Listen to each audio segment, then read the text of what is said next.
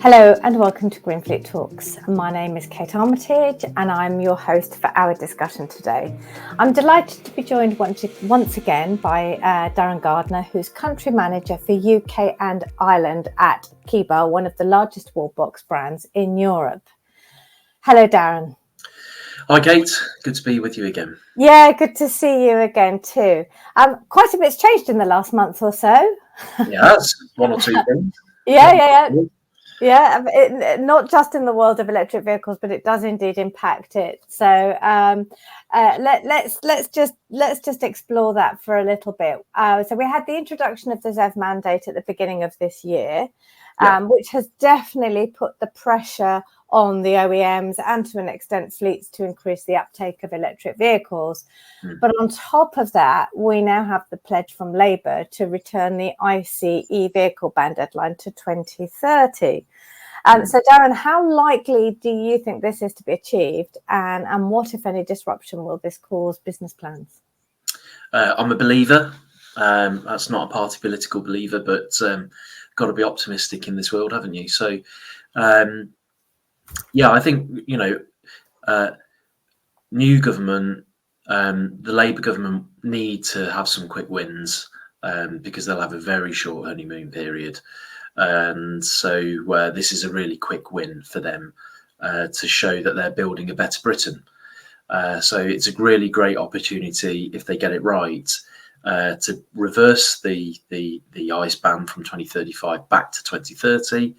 And to use that as a catalyst for economic growth and the drive towards net zero. It can be both of those things if they do it well. So I think for those reasons, it's a quick win, short honeymoon period, and it's achievable. I think for that reason, it's likely. If you build on top of the fact that then they're going to build 1.5 billion homes, not 1.5 billion, 1.5 million homes over the next Parliament time, then each of those has got to have a wall box. So I think all of those policies, when you combine them together, probably show a government that is really serious about net zero and climate change and economic growth. So I think that's would make sensible politics if I was Keir Starmer. But what does it do for businesses?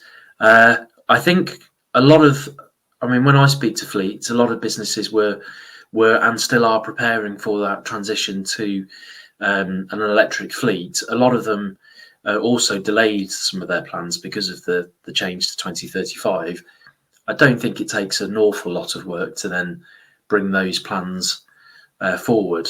And I think there's a whole load of smaller businesses that still haven't even started that journey yet. So I think actually, from a disruption point of view, there is a bit, but I don't think it's rocket science to bring those plans forward a little bit.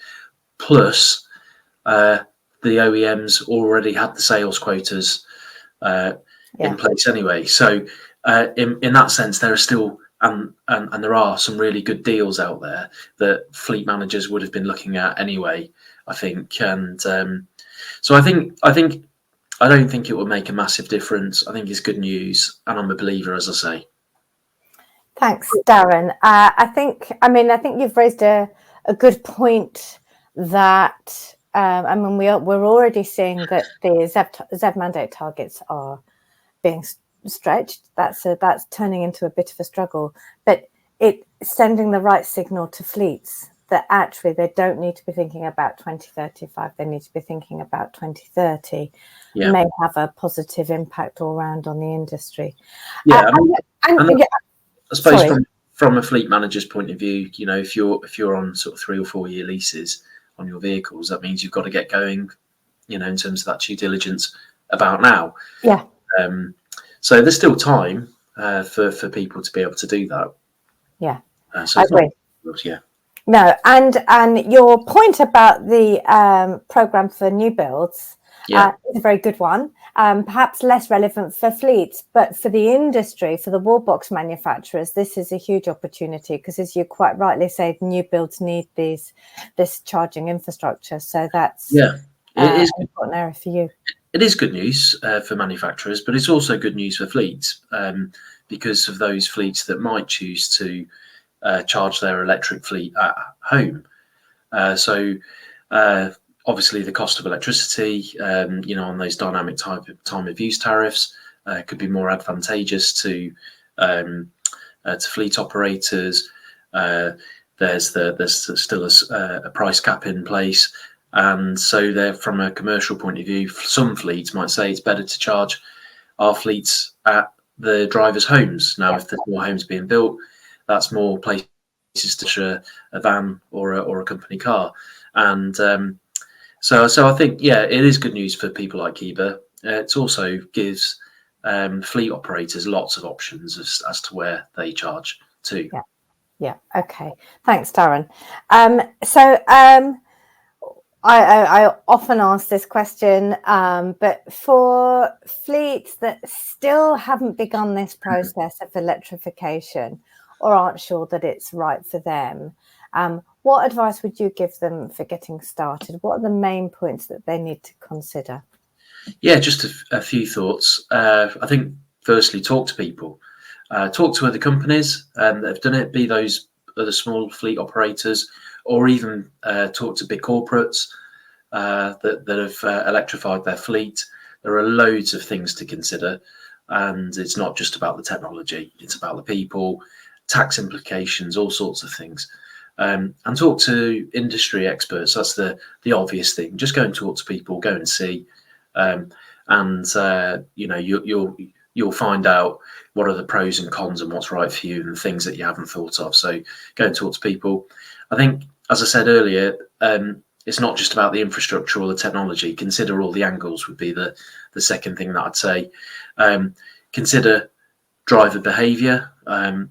Consider your journeys, your payloads, the prices of electricity at different places to charge. So if you're operating a fleet that's mostly going to charge on public infrastructure, rapid charging, or that's going to be very expensive, or are you going to ask, as I said earlier, charge your fleet at home, or whether you will charge them back at base, or a combination of all those things. So those are some of the things that I would think about, and obviously that will then inform your choice of what type of vehicles you want, and that will then also inform what kind of infrastructure you need as well. So and then you've got to do the business plan and the business case. So but that's all doable. So consider all the angles, and it's not just the technology, it's not just the infrastructure.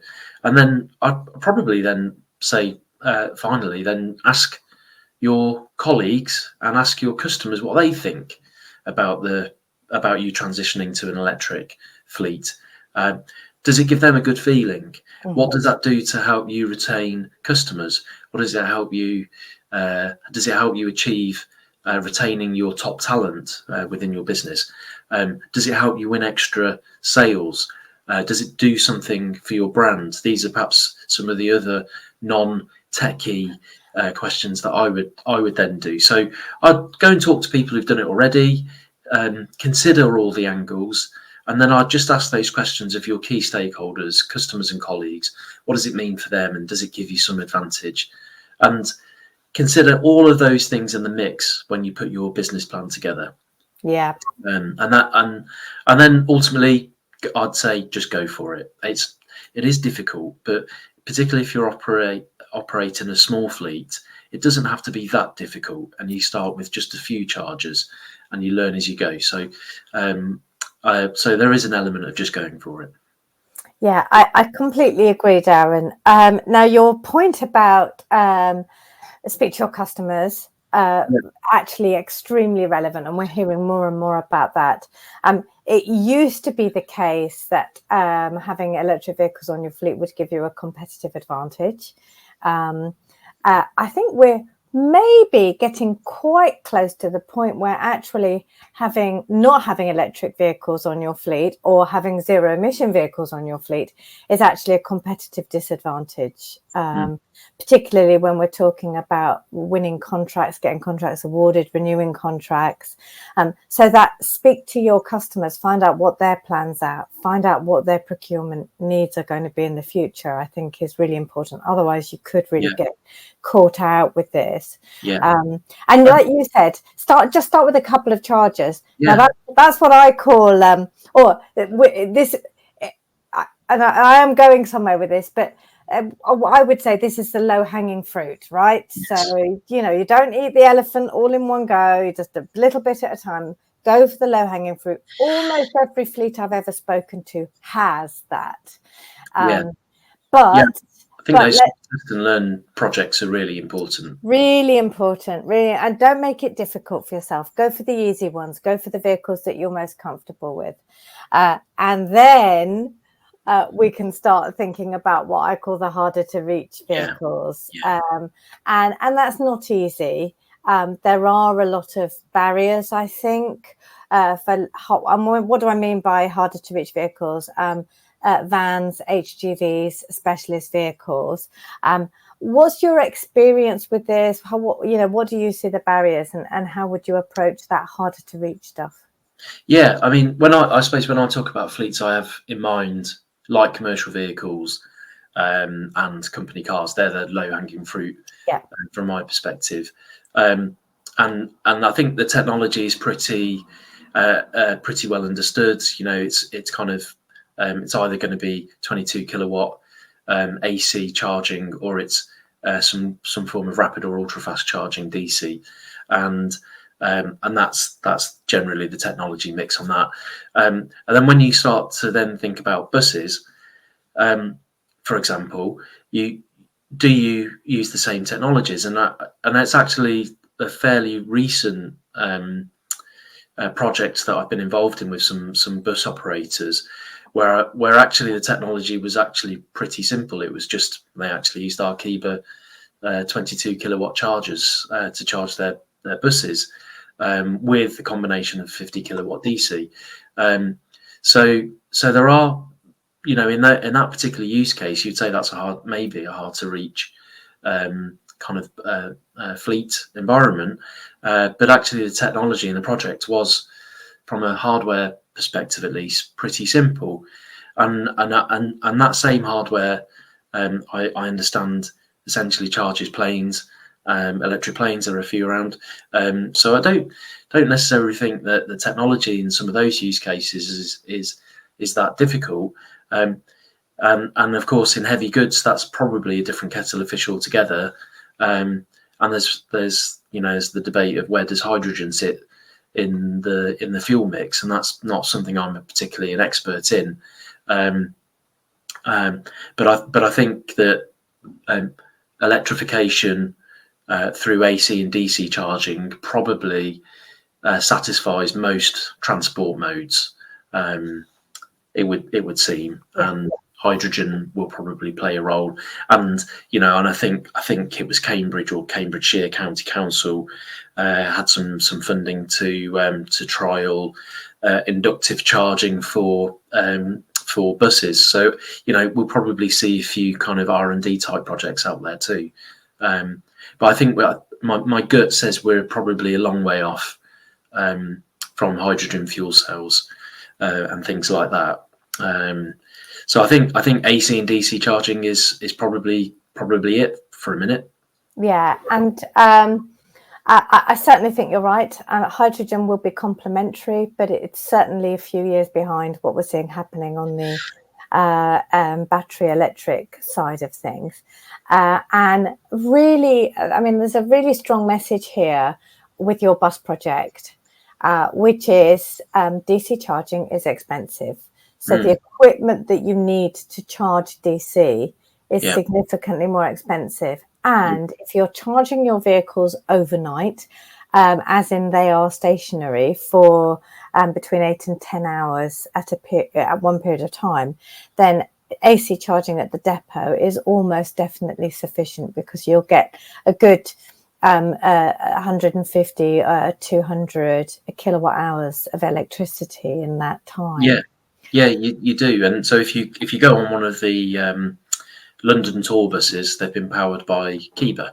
Right. So that's the quick promo there. But that goes to show it's with clever design. Now the CPO involved were brilliant, very clever engineers there. So in terms of the design of the whole system, that's where the magic comes in, and the operation of the buses themselves, and having kind of like a rotation of buses to avoid the heavy, fast infrastructure.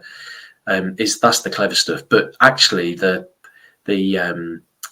charging infrastructure was a humble, very intelligent, carbon neutral wall box, and that's it doesn't have to be difficult. Right. Okay. So even within what I described as the harder to reach, there's still low hanging fruit, which could be charging overnight with an AC charge point, and your vehicle can do whatever it needs to do during the day on a single. Yeah, absolutely, yeah, great. So just finally, Darren, I sometimes think we don't talk enough about drivers and the importance of drivers and driver engagement and driver education.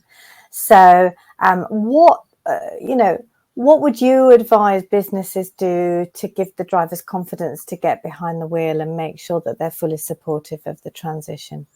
Yeah, I mean, I guess as employers, we have a great responsibility to engage our employees generally on net zero and on electrification. That it will cause a huge ripple effect, not just for our businesses, but into our families and communities.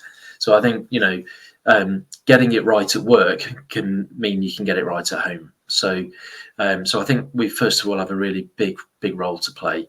How do we do it? I think the first thing is to start leading by example. We're seeing fleets do that all over the place, starting with their electrifying their own fleet, and that creates a really sort of positive case study, a use case, evidence that actually if our business can electrify our fleet, then guess what, we can do that at home, and we can do that in our village, and so on and so forth. So I think that even if we talked about even just having 2 or 3 charging points, that's setting a really good example to other businesses and to your employees. So I think that's the first thing, and then I think the other thing is all about experience. And I remember when I was at Eon years and years ago, I hadn't driven an electric car, but the first electric car that I drove was a Nissan Leaf, and I was just blown away about the speed, the driving experience, and borrowed it for a weekend, and guess what? It was absolutely fine. And so I'd encourage and let your employees try a few cars, try a few vans, let them borrow them for a weekend, make sure they're insured and all that, and show them that it's safe, that it's fun, that it's doable, it's sustainable. I'd really encourage that. And I think once I think loads of electric car drivers like me would say that once you've sat in one and driven it, that's it. You're not going back. So I think that's the other thing. I think the other thing is about, as employers, things like salary sacrifice schemes are a really great way of removing some of those financial barriers to owning an electric car. So I think that's a quick win for employers to do with their employees. And then I would just get some feedback from customers, suppliers, and also from your staff about transitioning to EV, about electric vehicles. Tell the story of somebody who drives a van, and tell the story of an employee who's got a small Fiat 500 to do the weekly school run and the weekly shop. Tell those stories of life working in an electric car, and I think employers can do that really well to their staff.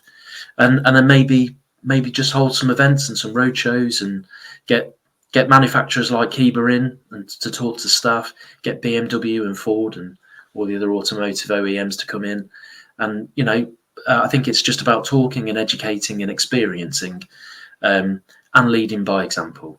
And I think that way drivers can really, particularly if you're a petrol or a diesel driver, you can really get to see how easy it is, how enjoyable driving an electric car is, and even some of the pain points of RFID cards and multiple apps, and there's not enough infrastructure, where on earth do I find a charging point? All of those things, all those myths can be busted. So yeah, I think we can really tell that story, and for drivers to go, oh, actually, this is really good. I'm going to do this, and I'm going to tell my mum and dad and my wife and my husband to do that too. So yeah, I'm pretty sure we can do more in that space. Oh, damn that! The power of advocacy is so strong. Yeah, and I was reading only this week from Fully Charged, their recent driver survey, so shows that something like 96% of EV owners would not go back to ICE. So you're absolutely right. The more bums you can get into electric vehicles, the faster you'll get that advocacy in place. Yeah, I mean, of course, even in a nice car, you have a bad day. You run out of petrol. Even an electric car, you'll have a bad day. And I've had them, and there are times where I'm going, oh my goodness, oh my goodness. But I think I've been driving electric for 6 years now, and I do 40,000 miles a year, and I make it work. But that advocacy, telling that story, if it can work for somebody like me, it can definitely work for the majority of people. Yeah, absolutely. And as I like to say, once driven, forever smitten. That's the one. Well, Darren, thank you very much for your insight today. It has been a pleasure talking to you. And of course, thank you to Keba for joining GreenFleet Talks. Thank you. Thank you very much. That is about all we've got time for. Tune in to GF365 again soon.